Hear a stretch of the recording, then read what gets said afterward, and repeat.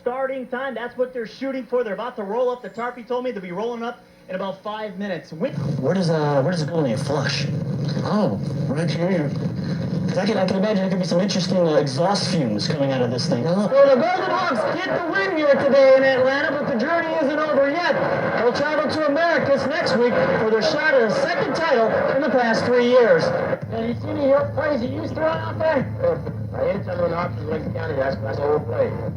All right, and you know, Jay said it's going to be even colder, get colder tonight. What can we expect? Yeah, we're going to show you what folks can do when they go out into the elements, how to stay warm. We'll show you some folks who have to work in the cold weather as well. And when so the Golden Hawks get the win here today in Atlanta, but the journey isn't over yet.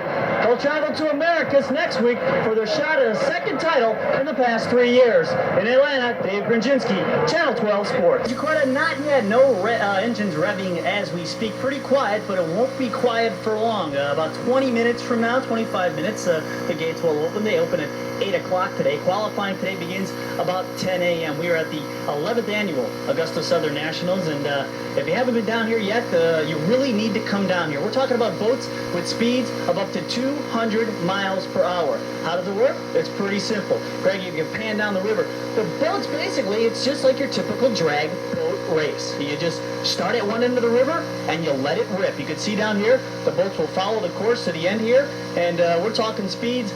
Yesterday, Scott Price, 218 miles per hour in a qualifying run. So it is really something to be seen down here on the river. We're down here on the field waiting for the ground crew to put the finishing touches on the field so we can get going tonight. And with us is Jay Laviglio, the manager of the Augusta Green Jackets. And Jay, you've been through it as a player, and now you're going through it as a manager, part of baseball, the rain delay.